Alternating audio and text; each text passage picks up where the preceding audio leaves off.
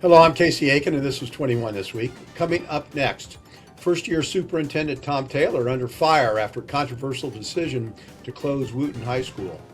Two Montgomery County police cruisers attacked during violent street takeovers in Silver Spring and Chevy Chase. A constitutional clash between Maryland and the federal government over an ICE detention center.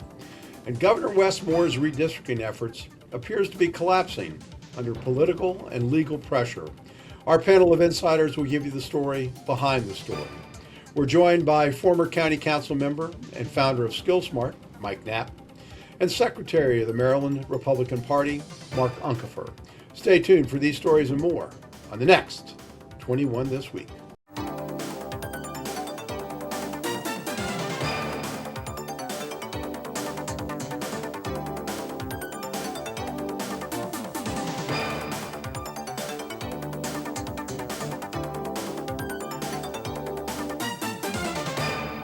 Welcome to 21 This Week. A lot to cover today. Fallout from the controversial decision by first-year school superintendent Tom Taylor to close Wooten High School has sent reverberations throughout the school community. Mark, internet blogger Adam Pagnucco wrote that after he reported criticism of Taylor from State Senator Cheryl Kagan, that Mr. Taylor sent him an email with this quote, "What's the worst that could happen? They fire me. Great." Is that the tone of someone in control of the system or someone losing political support?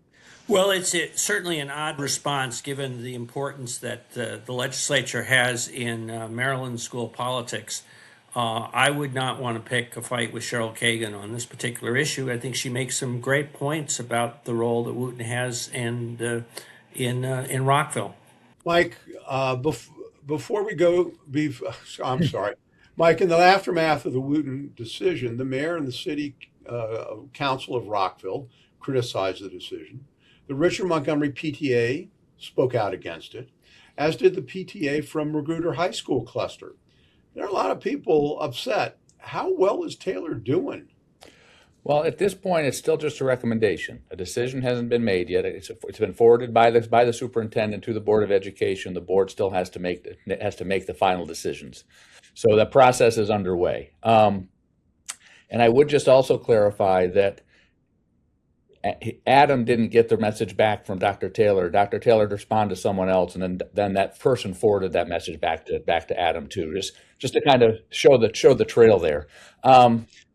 I think that, the part I like about what he's doing is he is challenging the status quo. We have a radical defense of that here in Montgomery County, and I think he's looking at populations, he's looking at demographics, he's looking at capital budgets, and he's trying to say, are there some interesting ways that we can take a different approach, especially at a time when we're also already asking for a lot of money in it for infrastructure. So I'm not saying that what the concerns that the communities are raising aren't things that communities in Montgomery County wouldn't raise if anybody wants to move a school. By the same token, he's also trying to look ahead and say, are there some different ways for us to approach this? Wooten facility is aging. We're going to build a school 3 miles away as the crow flies.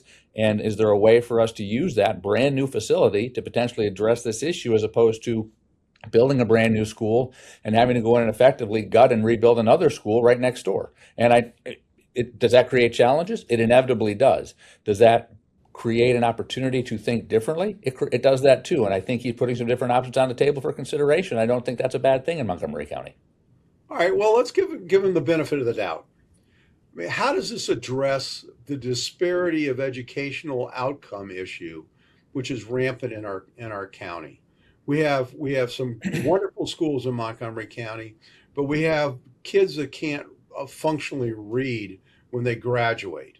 So how does this controversy play into that? It's a question to me about prioritization. That this is the wrong thing to address during his first term. He ought to be addressing how to get our kids able to be doing reading and math. And I'll throw that out to either one of you on this. Well, I think you put your finger on a key point, which is that the intensity of the reaction is a reaction that Wooten has historically been in, that the zip codes within Montgomery County that get the best educational outcomes, and hence the pushback at changes in that configuration.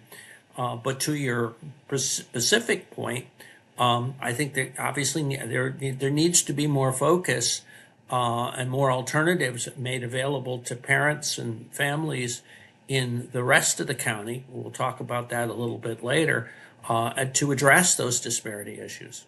No, I think he has, in his first 2 years, has made requests for significant additional resources for programmatic, for operating expenses, and to try to begin to address that issue.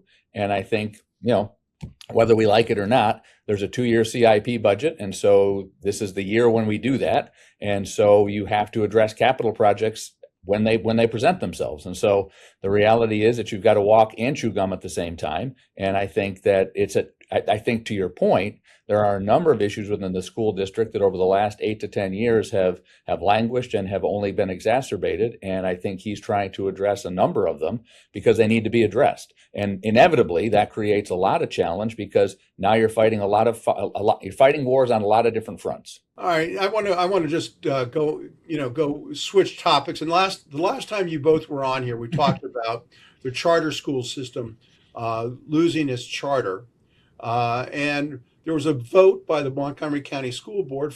It was a 5-2 vote that says that they have until April 30th, or they're going to close them down.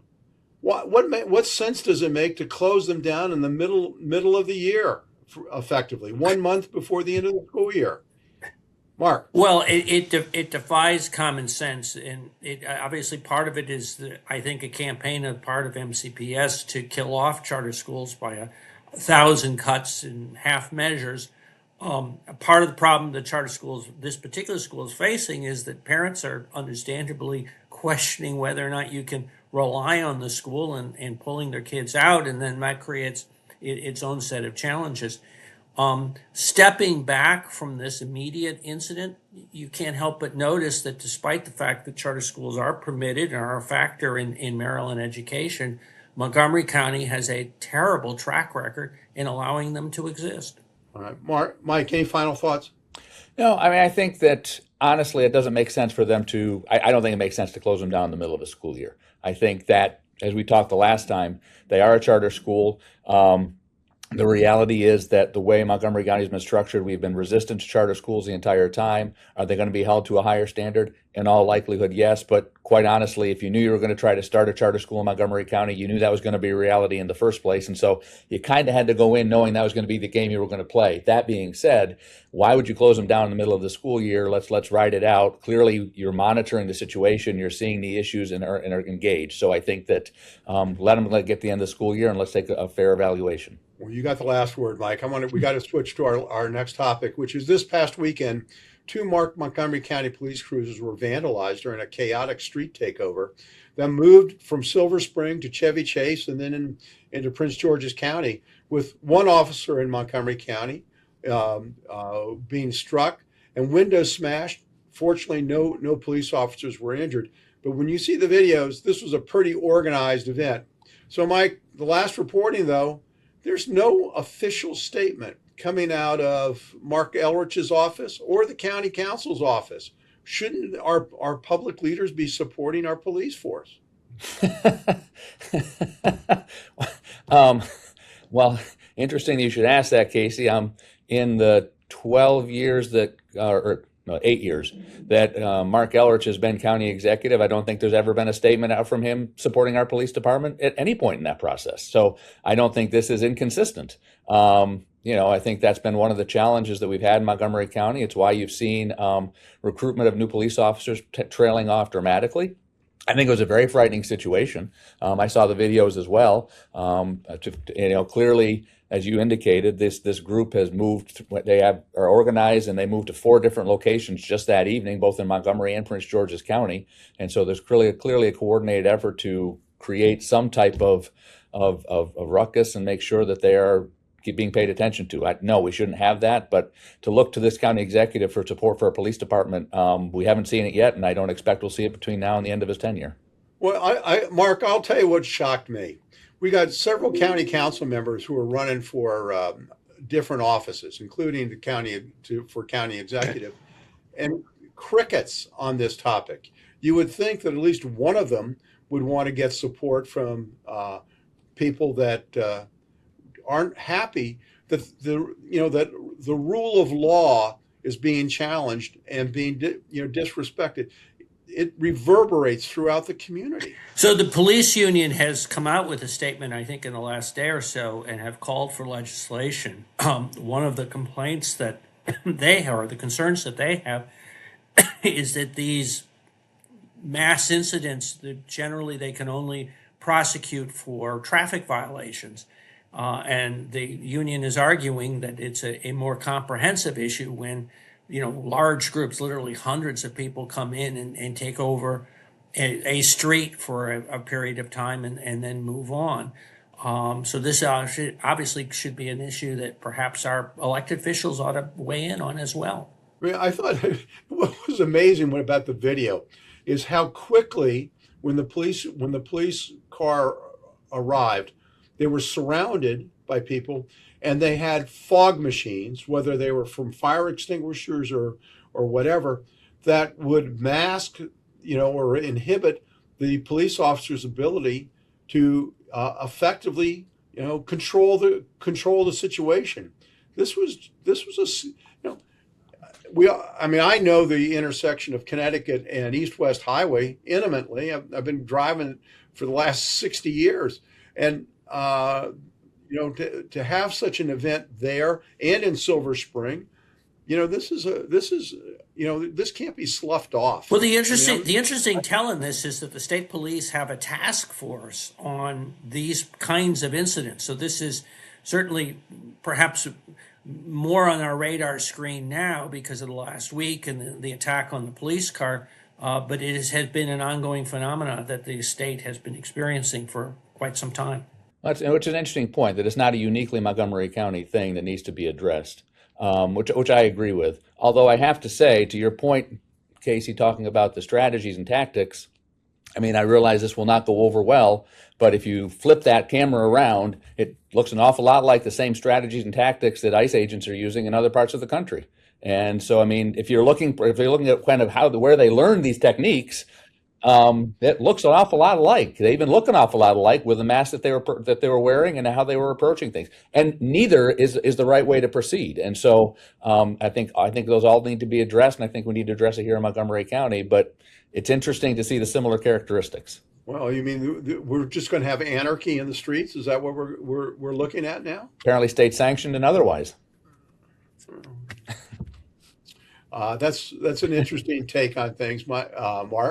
Mike, I don't know if I agree with you on that.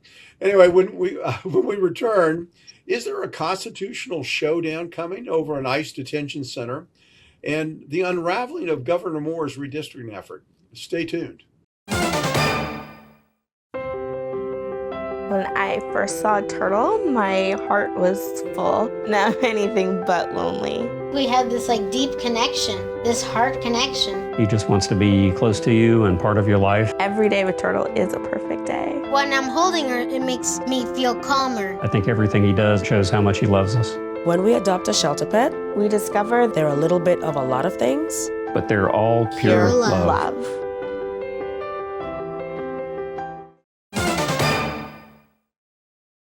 Welcome back. Maryland Attorney General Anthony Brown is sued to block a proposed ICE detention facility in Hagerstown. At the same time, legislators in Maryland, the House of Delegates, are pushing additional limits on state and local cooperation with ICE. I think they even passed yesterday something to limit ICE detention centers in the state. Mike, Article 4, Section 3, Clause 2 states that the Congress shall have power to dispose and make all needed rules and regulations respecting the territory and other property belonging to the United States. And the seminal case of McCullough versus Maryland decided that states cannot obstruct federal function.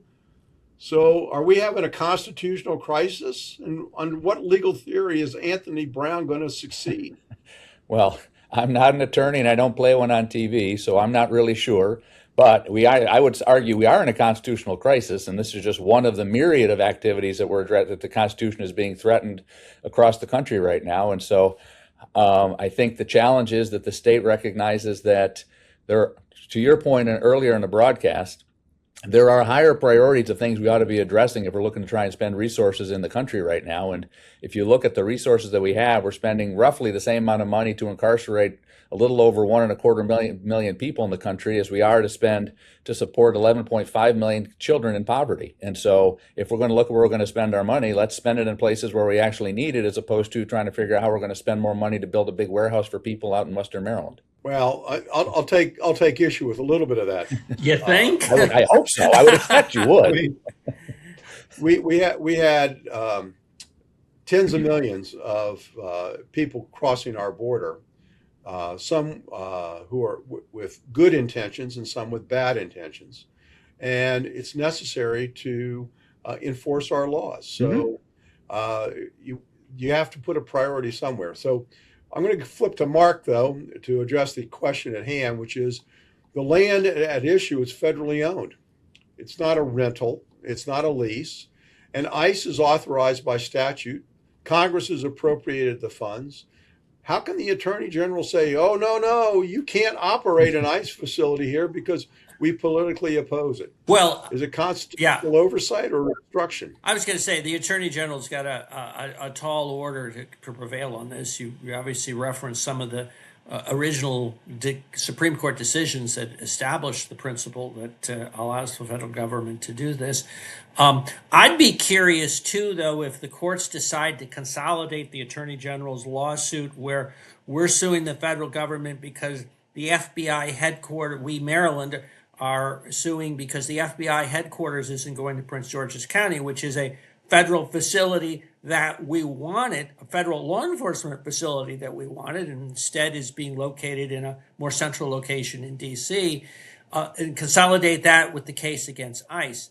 One of the challenges, and to go back to your point originally, Casey, one of the challenges is support for law enforcement or enforcement of immigration law. And it's not clear what enforcement some people are willing to support at all. Well, there's a huge disparity in what people want to see and support from federal law enforcement. I'm not quite sure what the answer is.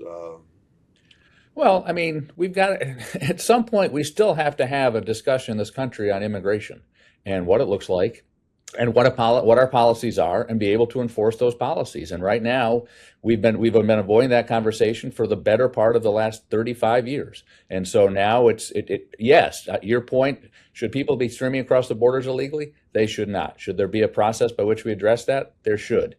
Should we be able to accommodate a moderate approach to get that under control? Yeah, we should. But unfortunately, I don't think people are seeing the actions of this administration as they're doing a portion of that, and then the pendulum is swung all the way in the other direction. But there's a way for us to do it, and we're just not doing it as a country. Mark, you had a lot. Yeah, I was going to say, so the efforts for bipartisan immigration reform broke down because of this issue of enforcement. And the reason is people who were ready and willing to compromise and address a whole set of issues faced the fact that there was not support for approaches that would allow for immigration reform.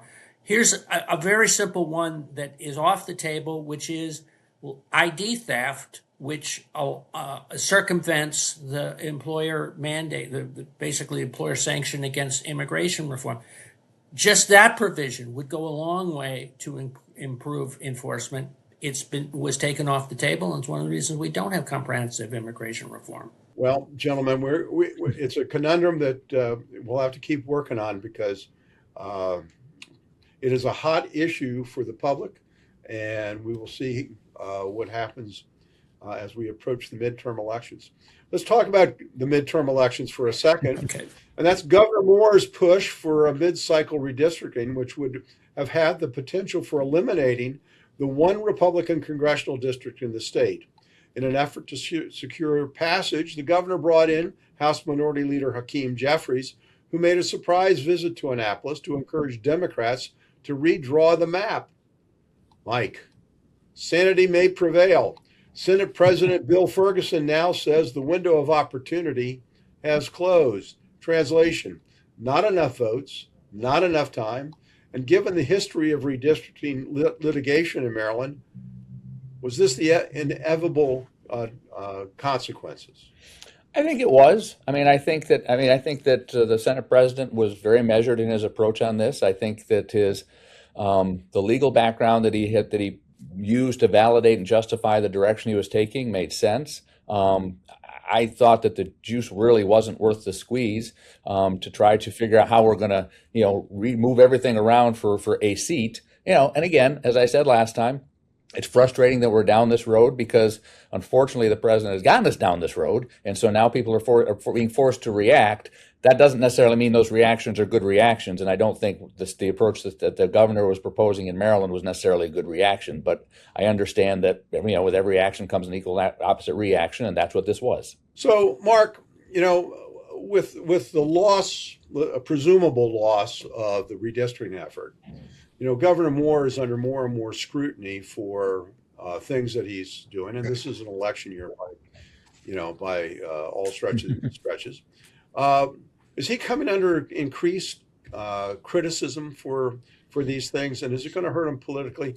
Just recently there have been criticisms of how he's handled the break in the sewer pipe on the Potomac River, and are these little nicks and cuts going to hurt him politically this year? Well, I think there's a whole series of sort of management issues. Some of the federal funds go down kind of a whole list of where the governor has not been as effective a manager as a governor needs to be, and it ends up creating serious problems for him. And all too often, I think he responds with a public relations response as opposed to, for example, making the management changes. It takes a while sometimes when a member of the cabinet is not doing a good job for him to make a change, and then he does, and it adds up and it's a cumulative effect. And I would go back, it is a huge embarrassment for the governor to have lost this battle, let's call it what it is, with Bill Ferguson. Bill Ferguson held strong, and it appears that he's the one who's prevailed. It really diminishes the governor politically. Mike, do you agree that the governor's facing some challenges, and is this going to hurt him politically in the long run? I think he does face some challenges, and I agree with Mark. I was actually impressed or surprised. I saw an article the other day where they went through and asked all the senators where they stood on this issue, and I was expecting to see a much more evenly divided set of responses than I did, and it was really no response or I support the Senate president. I thought that was really interesting because I think, to your point, it shows that he was very strong in how he approached this. But back to your point, Casey, I think the governor there are a number of challenges like that are out there.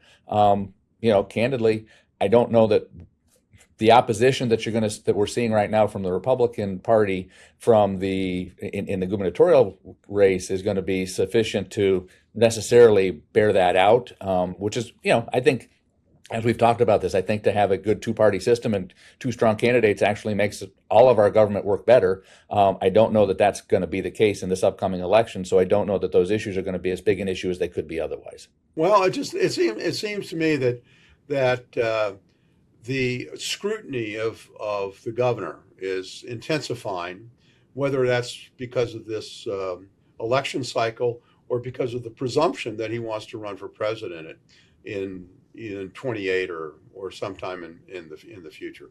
So we're going to end it here. When we come back from this short break, parting shots. Hey world, I have a quick message. It's about safe driving. All right, let's go. Anytime you're driving, have the seatbelt buckled tight. Both hands on the wheel and your phone out of sight. When not in your hand trying to text somebody back. Because if you do, your car might get smacked. The moral of the story, just put your phone down. The people on the road will stay safe and sound. Put your phone down, put your phone down. People on the road will stay safe and sound. Yeah.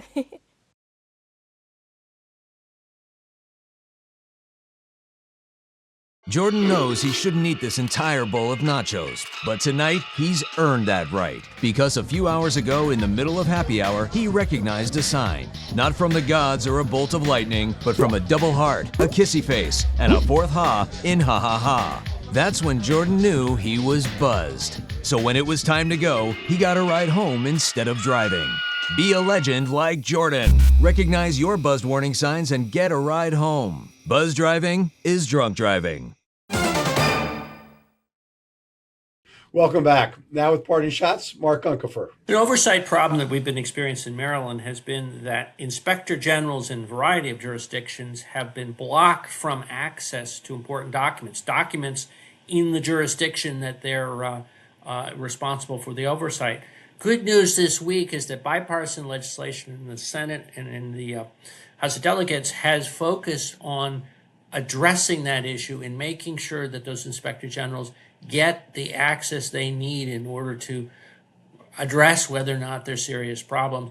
This is great legislation. I hope we're able to get through this year to clarify an issue that's been a glaring problem. Thank you, Mark. Mike Knapp, your parting shot. No, thank you, Mark. That is a great issue, and I think and really important, and kind of dovetails where I was going, because I've gone to a couple county executive events. Obviously, as we're in the throes of election year, we're about 90 days out from the primary, and so this is getting real. And inevitably, what we're seeing is a lot of kind of the regular regurgitation of the pablum of, kind of what do people want to hear, as opposed to recognizing that we have some consequential issues. We started at the beginning looking at, school issues, and, as we look at our local economic issues, both as a region and as a county, and we look at transportation, we look at law enforcement. These are things that are real, and it's a time when we need to start paying attention to these, and we need to ask real questions and try to find candidates who will actually get you an answer, or at least acknowledge that these problems exist, which is one of the challenges we see in Montgomery County. Is we're not even willing to acknowledge that the problems exist. And so I'm urging people to pay attention and ask hard questions, because we need this to occur, and I think the Inspector General information is critical in that process. I think you both made great points, and I want to thank you for being here. It was a great discussion that we had. I want to thank the audience for tuning in each and every week to Montgomery County's hardest hitting political talk show. For 21 this week, I'm Casey Aiken.